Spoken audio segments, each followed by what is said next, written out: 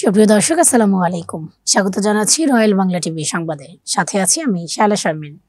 ভোলা জেলার বোরহানউদ্দিন উপজেলার কাচিয়া ইউনিয়ন বিএনপির সভাপতি মোহাম্মদ শেখ সাদি হাওলাদার স্থানীয় নেতাকর্মীদের সঙ্গে নিয়ে ঘরে ঘরে পৌঁছে দিচ্ছেন বিএনপির ঘোষিত ৩১ দফা কর্মসূচি।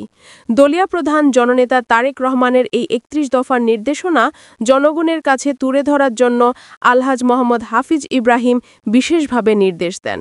তারই বাস্তবায়নের অংশ হিসেবে কাচিয়া ইউনিয়নে ব্যাপক প্রচারণা চলছে।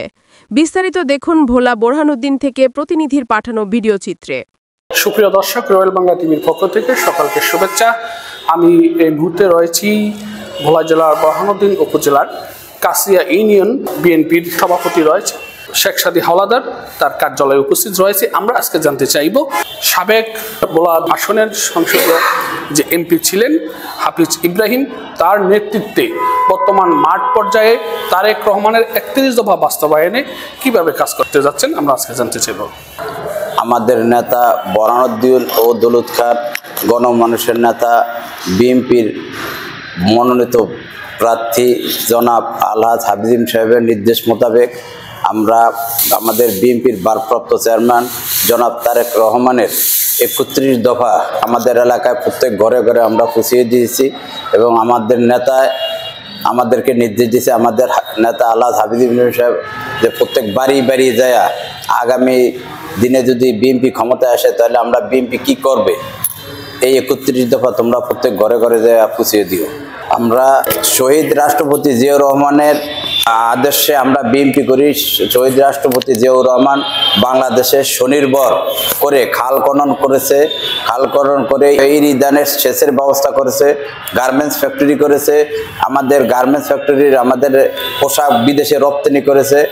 তার ধারাবাহিকতায় আমাদের বিএনপির ভারপ্রাপ্ত চেয়ারম্যান জনাব তারেক রহমান সাহেব তার বাবার সবকিছু অনুসরণ করে আমাদের দেশে যে ৩১ দফা দিচ্ছে, এই ৩১ দফা আমাদের নেতা বোরহানউদ্দিন দৌলত খান নেতা আলহাজ হাফিজ ইব্রাহিম সাহেব, আমার প্রাণপ্রিয় নেতা, আমার রাজনৈতিক গুরু, আমার অভিভাবক, উনি আমাদেরকে ৩১ দফা আমাদের জনগণের প্রত্যেক বাড়ি বাড়িয়ে ঘরে ঘরে পুষিয়ে দিছে। আমাদের নেতা আলহাজ হাফিজ ইব্রাহিম সাহেব ২০০১ থেকে ৬ সনে বোরহানউদ্দিন দৌলত খান ভোলা ২-এর এমপি ছিল। এমপি থাকা অবস্থায় বোরহানউদ্দিন একটা পলিটেকনিক্যাল কলেজ করেছে, বোরহানউদ্দিন একটা হাফিজ ইব্রাহিম মহাবিদ্যালয় করেছে, দৌলত খাতে তার বাবার নামে কলেজ করেছে, অসংখ্য স্কুল করেছে, মসজিদ মাদ্রাসা করেছে, রাস্তাঘাট, পোল, কালভার্ট, ব্রিজ। সে যেই উন্নয়ন করছে গত ৫৪ বছরে যে উন্নয়ন না হয়েছে, সে ৫ বছরে যা করছে ওই ৫৪ বছরে তো সেই উন্নয়ন হয় নাই। সে প্রত্যেক বাড়ি বাড়ি ঘরে ঘরে একটা ব্রিজ দিয়েছে, ঘরে ঘরে একটা কালভার্ট দিয়েছে, সে প্রত্যেক ঘরে ঘরে টিউবওয়েল দিয়েছে, স্কুল কলেজ মসজিদ করছে। সে যদি আল্লাহর হুকুম মতো ২০২৬ সনে ফেব্রুয়ারি মাসে যে নির্বাচন হবে জাতীয় সংসদ, এই নির্বাচনে পুনরায় ইনশাল্লাহ সে বিজয় হবে।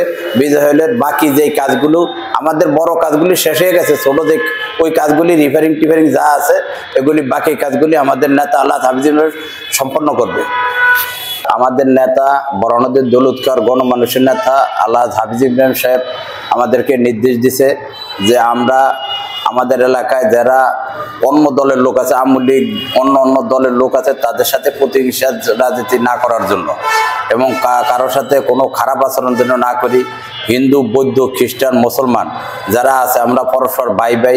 আমাদের এই বোরহানউদ্দিন দৌলত খান উন্নয়নের স্বার্থে আমরা আগামী নির্বাচনে আমাদের নেতা আলহাজ হাফিজ সাহেবকে বিপুল ভোটে ধানের শীষ মার্কায় বিজয় করে আমাদের যে কাজগুলো বাকি আছে এই কাজগুলো সম্পন্ন করবো ইনশাল্লাহ।